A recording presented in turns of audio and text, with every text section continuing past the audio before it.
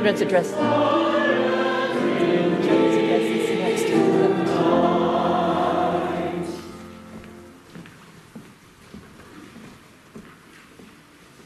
So you see, where in your bulletin it says something about children's time. There's just one little problem. They gave up on me before we got this far, so I'm going to see if we can get them back. So let's just be peaceful. And imagine the starlit sky. And see, they might not come. But if they do, maybe if they don't, that's okay too. That's right, exactly. Ready for rapture? Oh, yay!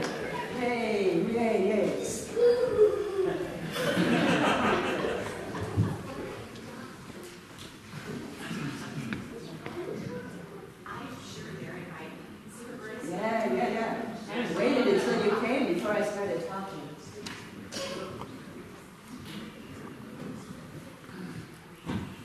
I wanted to say a special thanks to you guys. These are the people who made the stars for our giving tree.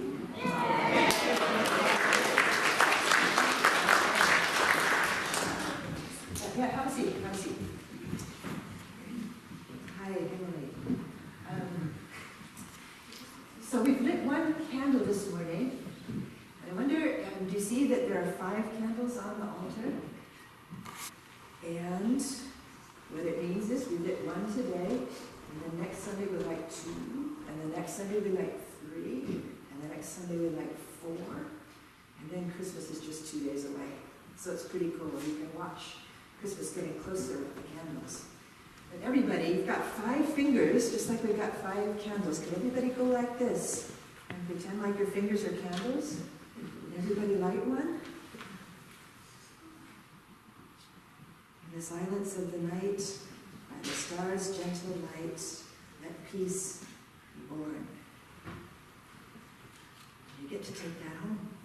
You get to take that home.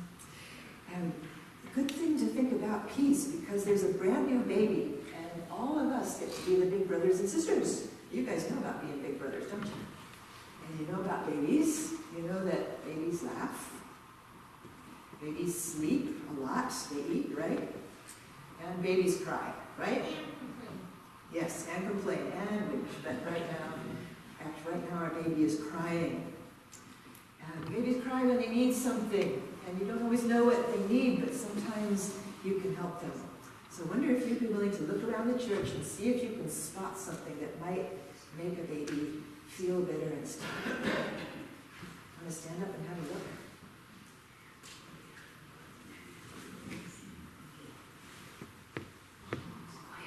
Go get it. So everybody can see.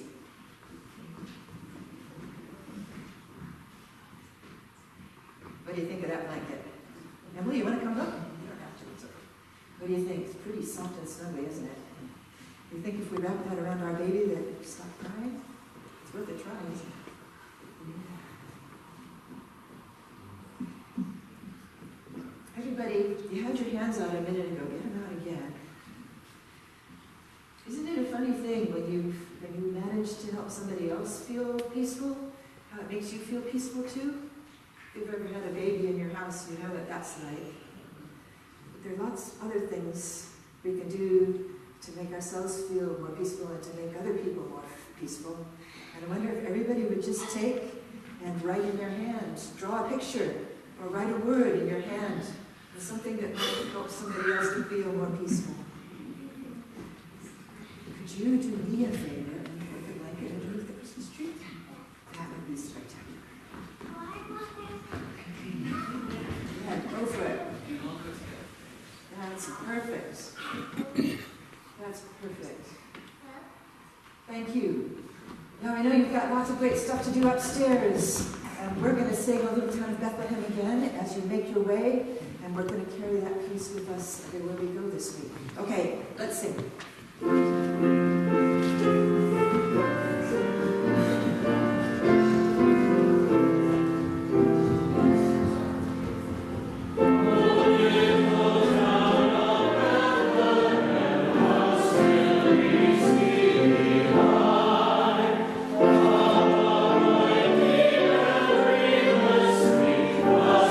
Silence,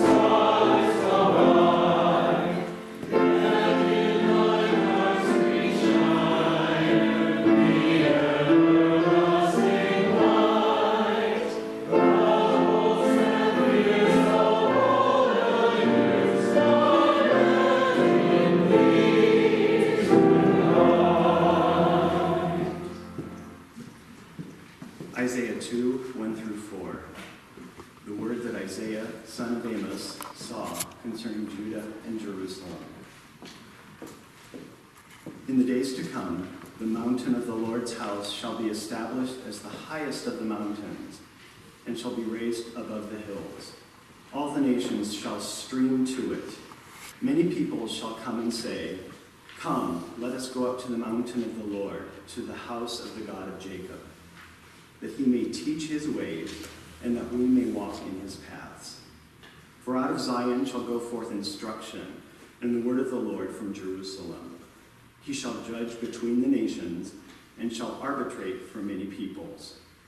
They shall beat their swords into plowshares, and their spears into pruning hooks. Nation shall not lift up sword against nation, neither shall they learn war anymore." The book of Isaiah, chapter 9, verses 2, 6, and 7. The people who walked in darkness have seen a great light. Those who lived in a land of deep darkness, on them light has shone. For a child has been born for us, a son has been given to us. Authority rests upon his shoulders, and he is named Wonderful Counselor, Mighty God, Everlasting Father, Prince of Peace. His authority shall grow continually, and there shall be endless peace for the throne of David and his kingdom. He will establish and uphold it with justice and with righteousness from this time onward and forevermore. The zeal of the Lord of hosts will do this.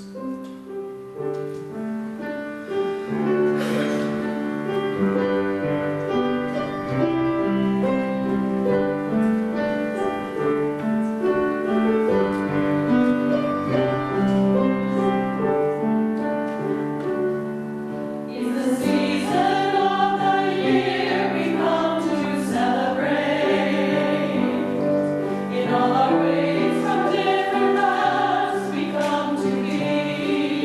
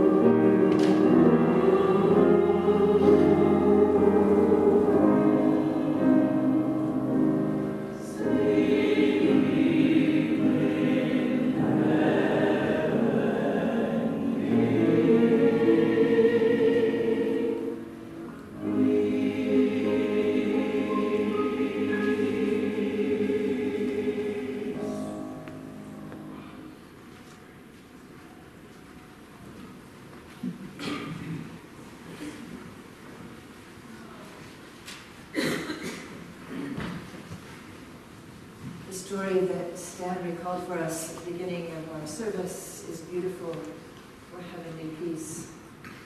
It has a golden glow around it. I don't want to be cynical about that today.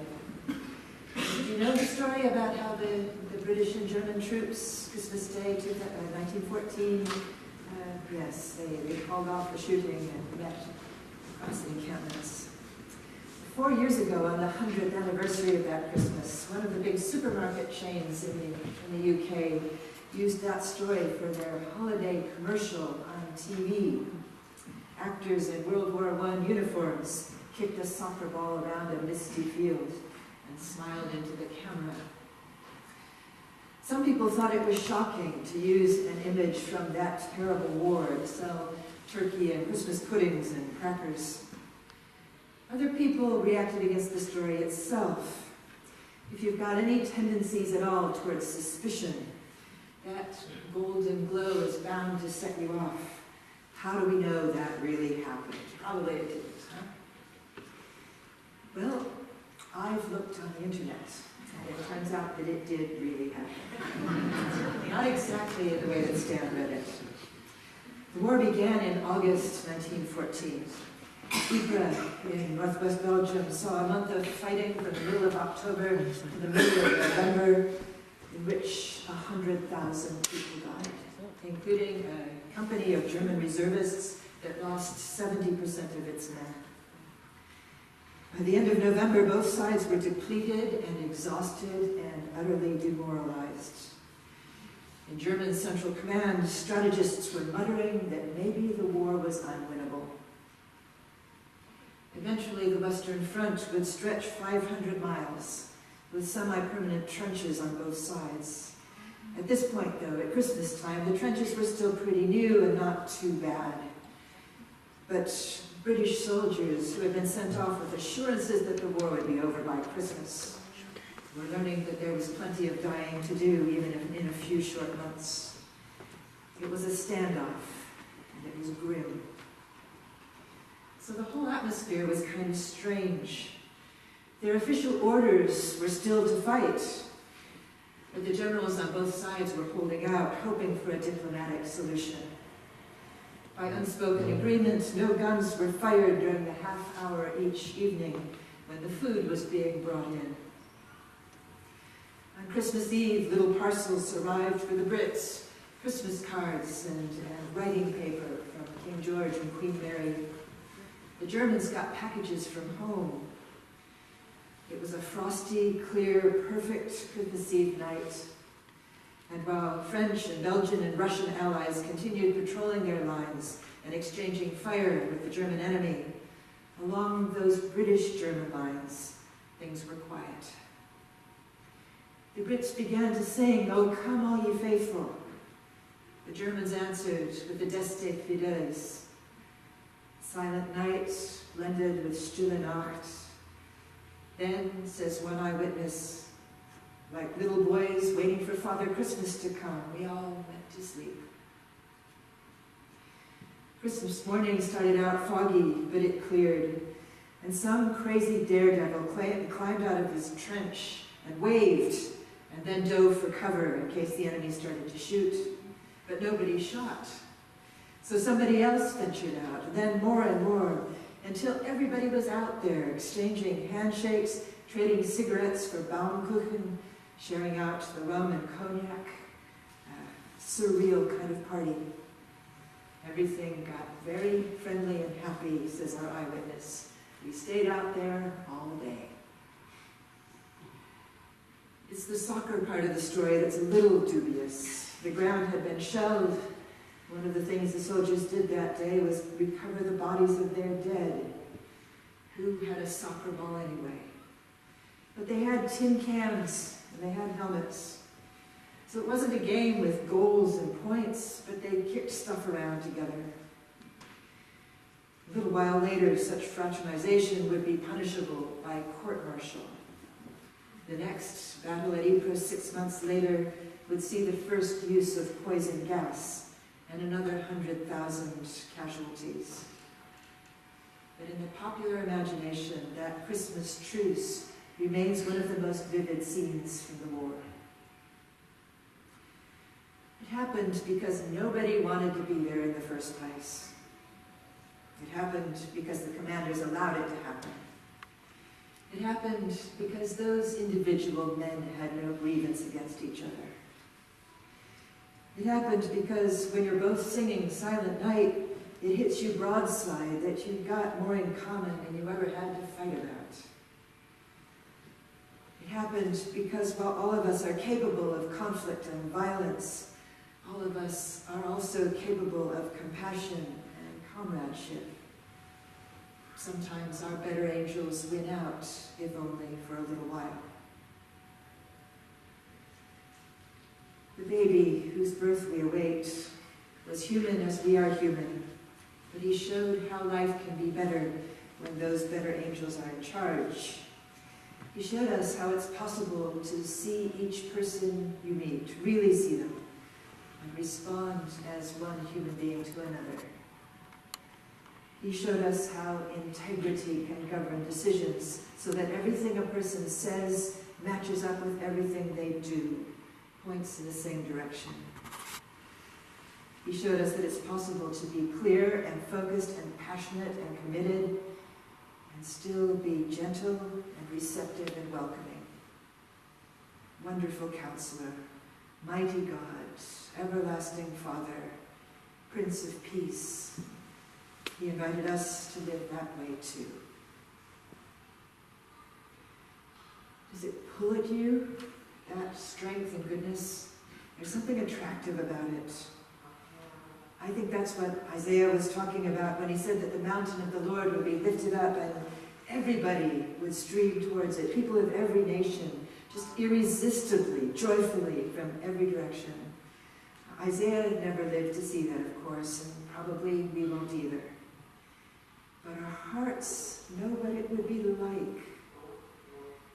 Come, let us go up to the mountain of the Lord, to the house of the God of Jacob, that he may teach us his ways, and that we may walk in his paths. Let's follow the vision that's pulling so compellingly at our hearts and souls. Swords and plowshares are made out of the same stuff too, spears and pruning hooks, which is the whole point.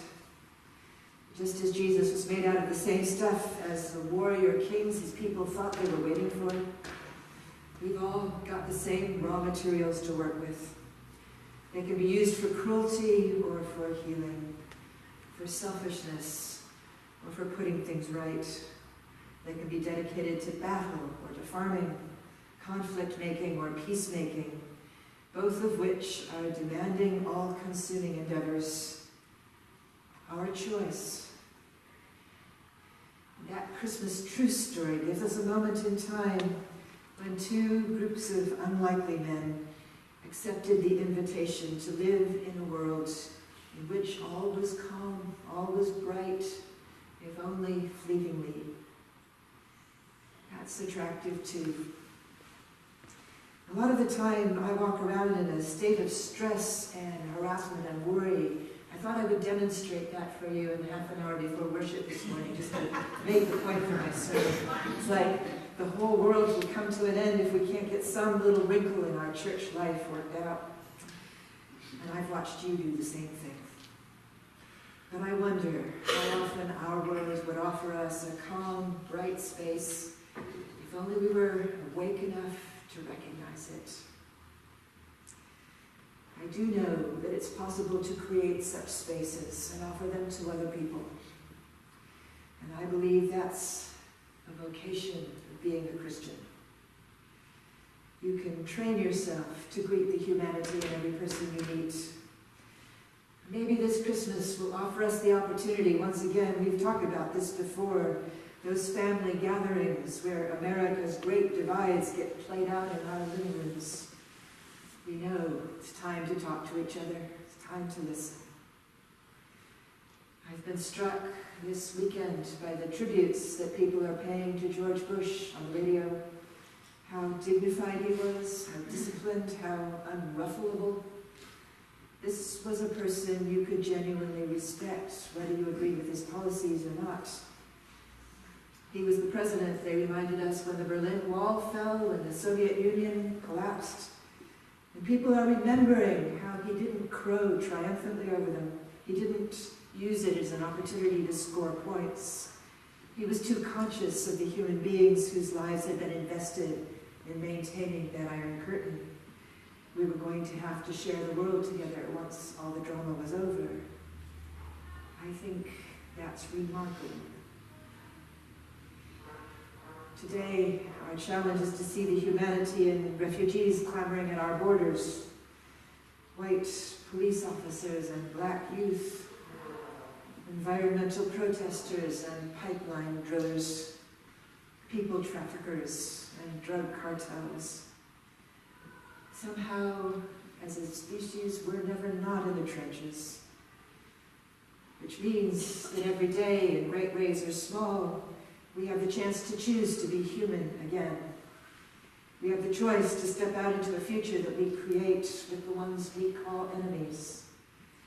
Now that can't be as trivial as pretending that the differences don't matter or that the problems aren't real, which is what they must have done that Christmas Day in World War I to make the game go on.